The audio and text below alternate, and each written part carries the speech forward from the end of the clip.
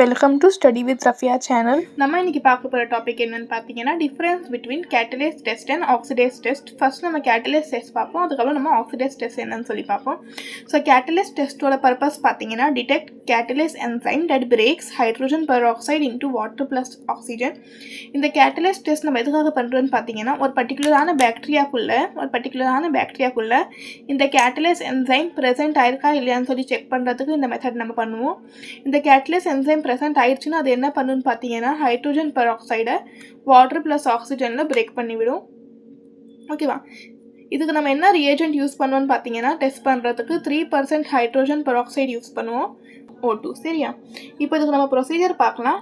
Place a drop of 3% of hydrogen oxide on a clean slide.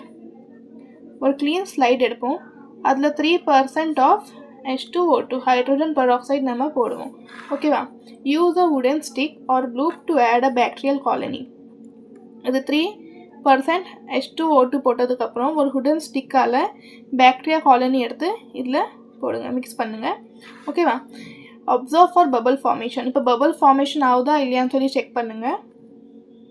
Catalase டெஸ்ட்க்கு நம்ம என்ன procedure பண்ணோன்னு பார்த்தீங்கன்னா ஒரு ஸ்லைடு எடுத்தோம், அந்த ஸ்லைடில் 3% ஆஃப் ஹைட்ரோஜன் பெராக்சைடு ஆட் பண்ணோம்.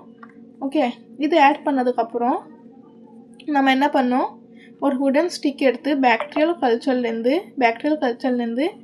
இதில் போட்டு மிக்ஸ் பண்ணோம், ஸ்ப்ரெட் பண்ணோம்.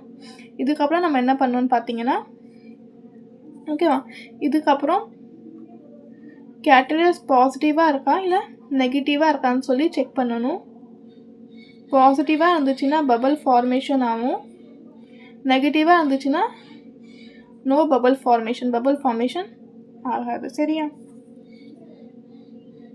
ரிசல்ட் பார்த்தீங்கன்னா பபிள் ஃபார்மேஷன் ஆச்சுன்னா கேட்டலேஸ் பாசிட்டிவ், பபிள் ஃபார்மேஷன் ஆகலைன்னா கேட்டலேஸ் நெகட்டிவ். இதுக்கு காமன் ஆர்கானிசம் என்னென்னு பார்த்தீங்கன்னா பாசிட்டிவாக இருந்தால் ஒரு சில டைம் ஸ்டெஃபைலோகோக்கஸாக இருக்கலாம், நெகட்டிவாக இருந்தால் ஸ்ட்ரெப்டோகோக்கஸாக இருக்கலாம். இதுக்கு இந்த ஆர்கானிசம் இல்லாமல் வேறு ஆர்கானிசமும் இருக்கலாம். ஸோ இது காமன் ஆர்கானிசம். சரியா? ஆக்சிடேஸ் டெஸ்ட் நம்ம எதுக்காக பண்ணுறோன்னு பார்த்தீங்கன்னா ஒரு பாக்டீரியாக்குள்ளே cytochrome C oxidase enzyme present ஆயிருக்கா இல்லையான்னு சொல்லி செக் பண்ணுறதுக்கு நம்ம இந்த ஆக்சிடேஸ் டெஸ்ட்டு சொல்லி பண்ணுவோம். இதுக்கு நம்ம என்ன ரியேஜென்ட் யூஸ் பண்ணுவோன்னு பார்த்தீங்கன்னா oxidase reagent, tetramethyl P, phenylene D amine.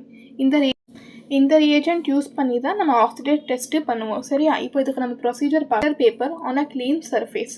ஒரு ஃபில்டர் பேப்பர் எடுத்து நம்ம க்ளீன் சர்ஃபேஸில் வச்சுருவோம். அதுக்கப்புறம் add 1 to 2 drop of oxidase enzyme. அந்த ஆக்சிடேஸ் என்சைம் என்னன்னு பார்த்தீங்கன்னா